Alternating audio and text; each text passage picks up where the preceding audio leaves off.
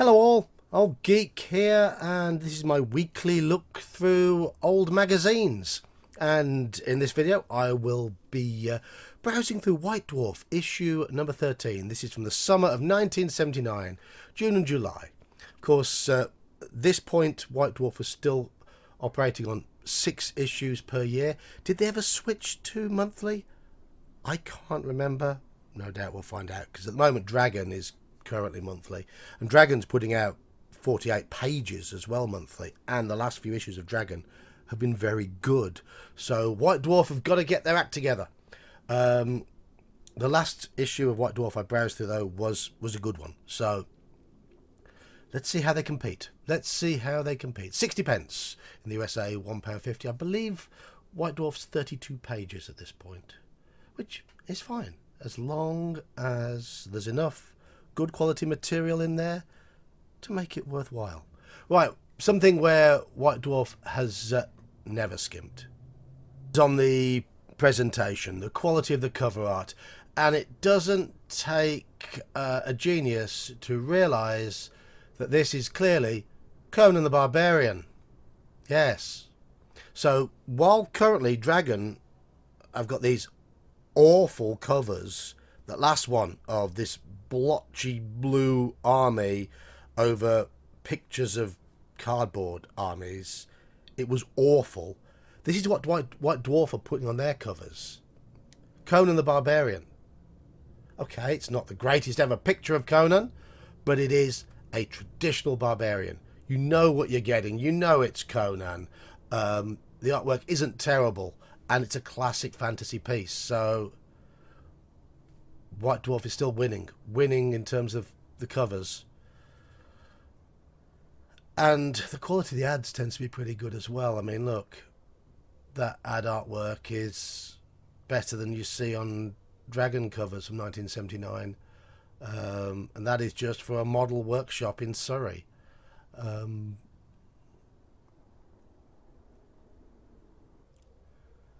So that just reinforces my point. Okay, chivalry and sorcery. Seen plenty of ads for that in White Dwarf. Miniature figurines. So already we've got 4 pages of ads. Better ads, I might add. Ads. Sorry. But still 4 pages of ads, and this is 5 pages of ads. So we're on page 7 before we even get to any content. Now, hopefully the content is all in a block, so it's easy to read. That cover's by Eddie Jones, by the way. We shall see. Okay, probably the most repeated question we're asked in readers' letters is, do you know of any games of D&D, Traveller, CNS, etc. going on in such and such town? Our standard reply is to recommend a free advertisement in our help column, requesting fellow players in that reader's town.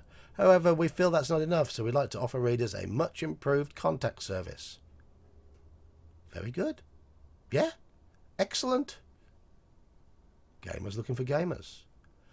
Features. We've got advanced D&D combat tables, welcome extract from the referee's guide, expanding universe, suggested additions to Traveller, Huri, an alluring female character class. I remember that, but I'd never had a copy of White Dwarf this old. Was that reprinted in a later issue? And then there's Valley of the Four Winds. So Fiend Factory, open box, treasure chest, letters, news, help. Look, see the layout. Layout is so much smoother, much more professional than Dragon.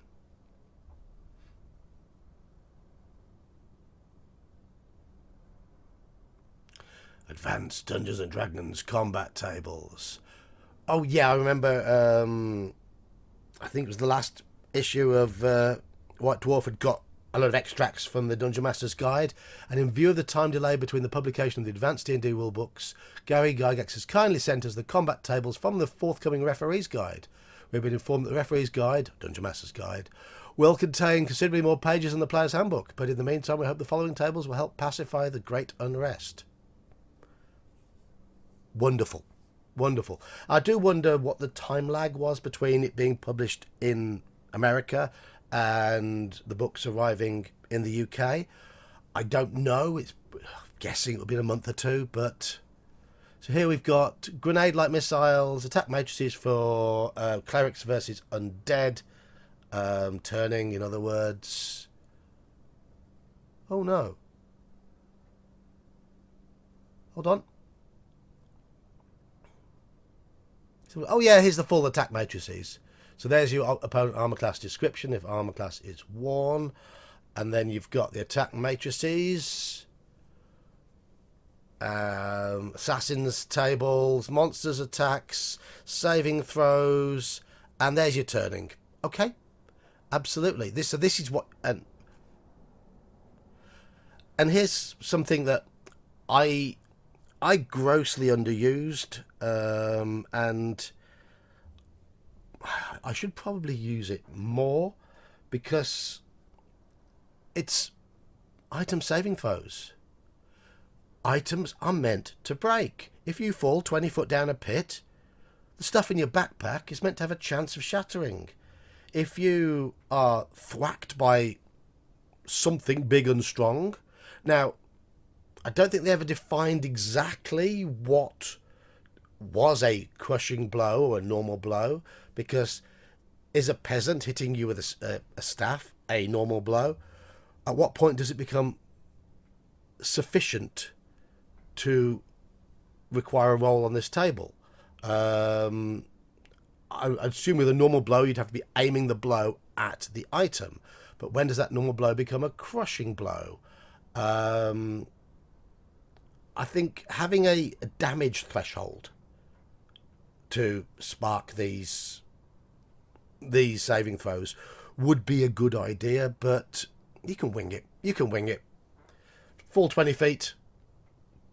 If you're carrying a few potion bottles, better get rolling on this saving throw table, and better hope that your D20 is favouring you.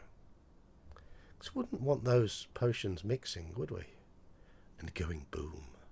Heh, heh.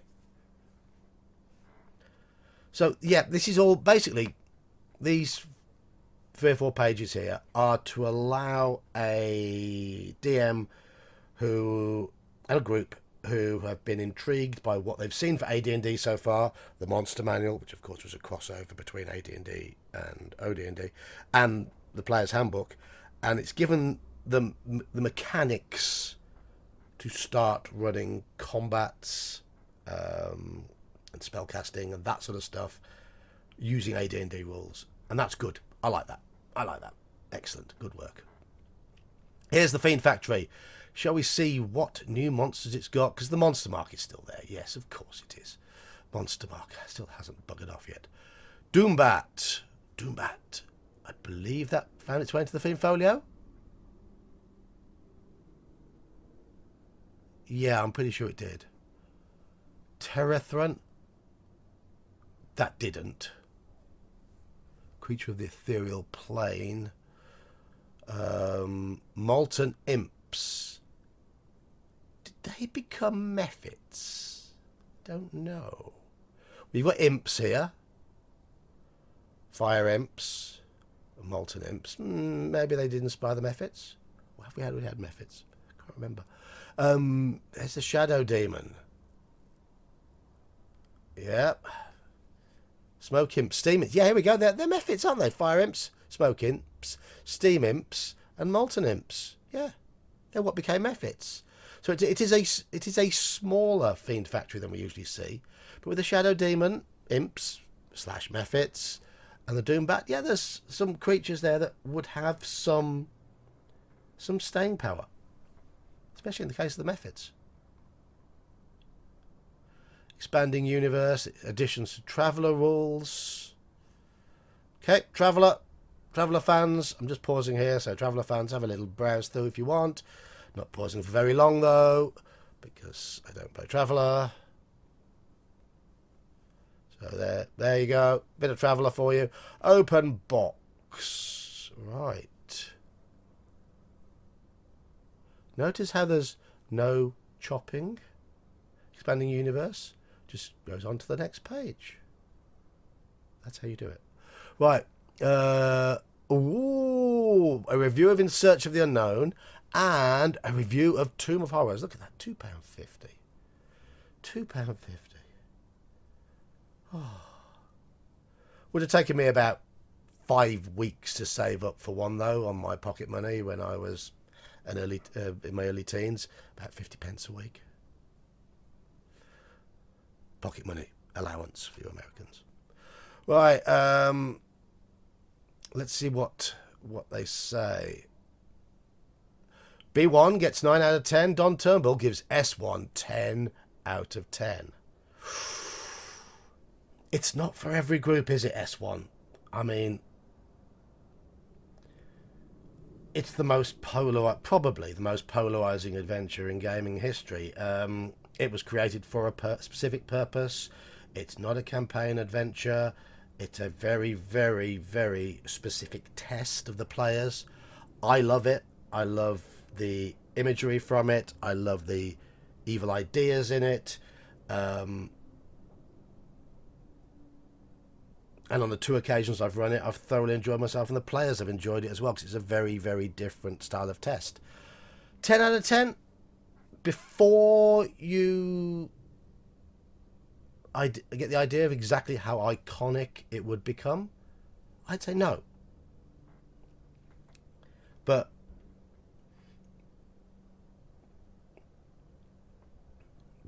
maybe Don knew something we didn't. Right. But yeah, I mean, few adventures have been quite as infamous as the Tomb of Horrors.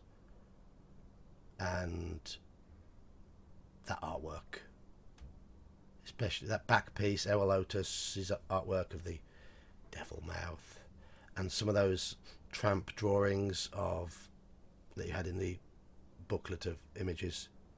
Brilliant, brilliant, and some fiendish traps. I like Tomb of Horrors. I'll say now, I like it. It has a place in our hobby. Dungeon floor plans. If you use miniatures, they're fine. I had a pack of those. I messed around with them, thought they looked nice, and then put them away and never used them again, because we didn't play with miniatures. The Huri character class by Brian Asprey. This is the late 70s precursor of the Bard, the Seductress. Huris, or nymphs of paradise, to give a better description. I was going to say nymph. Yes. The charmer. This sort of character class, in the hands of the players, can lead to issues. But as an NPC, I think it would work really well. Very interesting as an NPC. D4 hit dice. They are essentially a variant on the magic user / illusionist, but with a focus on charm, affecting emotions. Look at this, some of these spell titles. You've got charm person, ventriloquism, detect charm, fascination, silver tongue, impotence. Ooh. Charm normal animals, influence, transfer charm, jealousy, ecstasy. So, I mean, you've got your whole person and your suggestions in there. And you've got all those kiss ones. Kiss of healing, kiss of sleeping, kiss of waking, kiss of strength, kiss of weakness, kiss of wounding, kiss of slavery. At the end, you've got heartbreaker, blown kiss, kiss of regression, Gesh, best pronounced Gesh. Kiss of life. Yeah, I mean, I think the first spell on the level 5 list might be a bit controversial nowadays.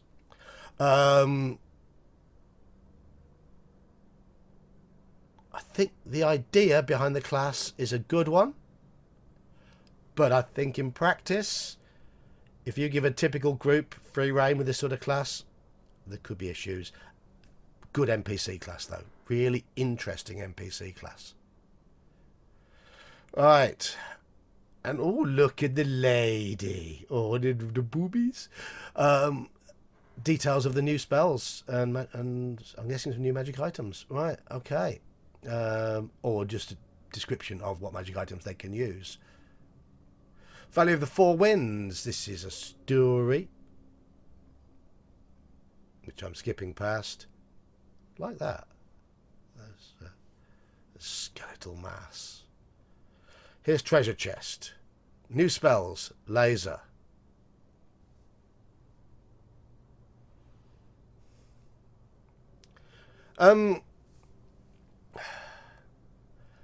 It looks like it's a cutting beam with the potential to cause damage, which of course is fine as a spell, but the idea of calling it laser, which is a sort of science, modern day, futurish sort of term. No, I don't like that. Don't like that. Slicing beam or something like that. Mirage.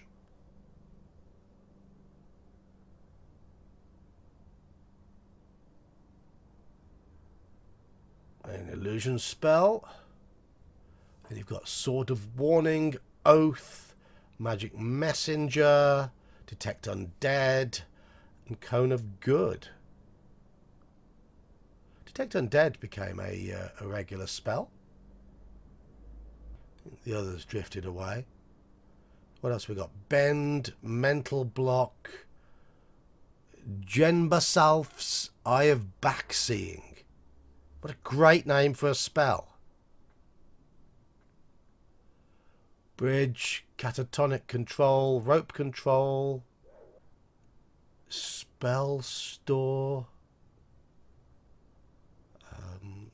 These all disappeared in there, but that Detect Undead remained, I believe.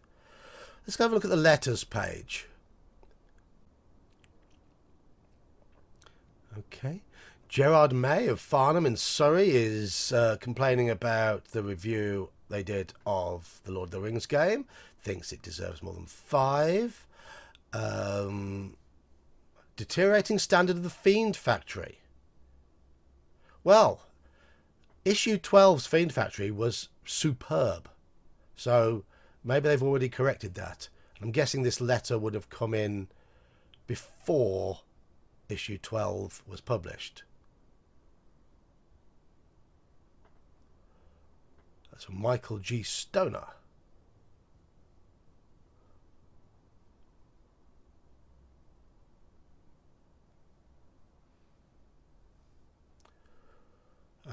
Don Turnbull, a quick comparison of the AD&D combat matrices with the old men attacking monsters will convince the reader that the monster mark is dead and should be interred with decency, but without delay.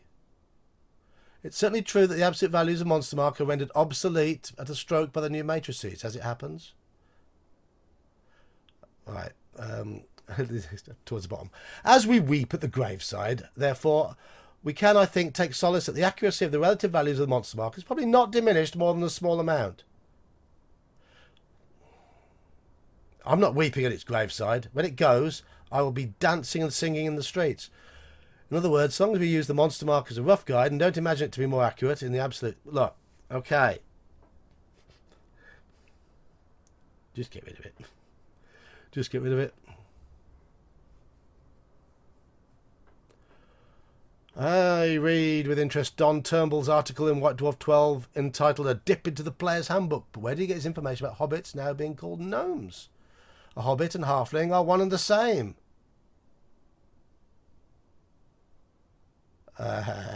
Deliberate mistake, indeed. Yeah. Yes, yeah. Yes, Don made an error. Don made an error. An error crept in. Ooh. News. D&D Referee's Guide, Dungeon Master's Guide, released in August. Dungeon Master's Screen in July. Excellent. Then you've got Dark Tower, Under the Storm Giant's Castle, Wilder Lands of the Magic Realm. Exciting, exciting. Keep on going. There's the help page. Wanting Games. 01, that's a London number. There's Essex. 01's the old. 01 is the old London code. Welwyn Garden City, Lytham. That's up in Lancashire. London, Surrey, Bridlington. That's up in Yorkshire. There's Swansea, Wales, Dunstable in Bedfordshire.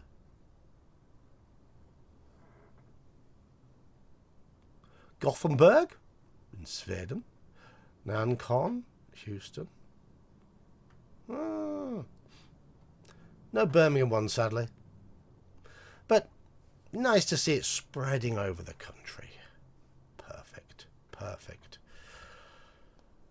Adverts, winter adverts, Chaosium, Fantasia Mythfigs, Games, Dungeons and Starships. It's going to be a 32-page magazine, Games Workshop, and an advert for Gamma World with ladies. 32 pages. Okay.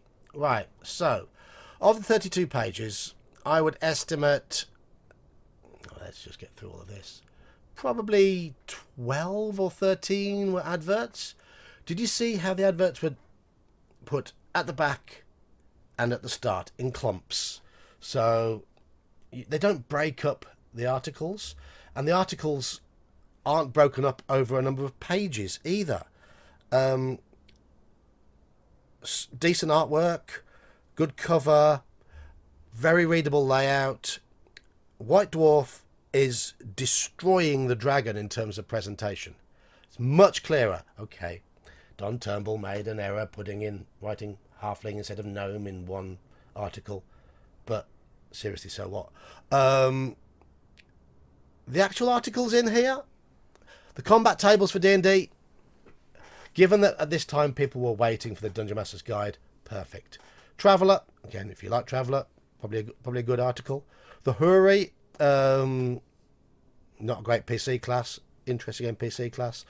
And then you got Valley of the Four Winds, which looks at that. I think that's the final part of that story that's been going through a number of issues. Fiend Factory was okay. Open box. It's what is in here is interesting, but it's starting to feel a little bit lightweight. Best way to explain that, you've got about 18 pages of articles, and again they're spread over a variety of topics. Dragon is now putting out 48-page issues spread over a variety of topics. Dragon can get away with that a lot more easily than White Dwarf can at this point. So White Dwarf is starting to feel a little bit thin. And that isn't helped by the fact that probably 40% of it is adverts. I know they've got to make their money. And I love the fact that the adverts are pushed to the ends, and the fact that the adverts are simply much better than the ads in Dragon. They are much more helpful, much more useful. They're much more nerdy adverts. But it's the quantity. The quantity of them is a bit of an issue for me at the moment. I don't think it's as good as the last issue of White Dwarf. I love the fact that the AD&D combat tables are all in there with all the various saving throws and what have you. And I like the fact that they're adding a perfectly usable and I think well thought out NPC character class. I'm going to reiterate, I think it's an NPC character class. So I think this issue is very much a case of quality over quantity, which isn't as much of a bad thing. Dragon's in the lead at the moment, apart from in terms of presentation. So Cask, you've got yourself a sub-editor, co-editor, whatever you want to call him. Make him work. Sort it out. Get as much polish in Dragon as White Dwarf has, because you've already got the content. White Dwarf just needs to get a little bit more content. But it's not a bad issue by any means. Hope you enjoyed the read through. I've been the Old Geek. See you in the next one.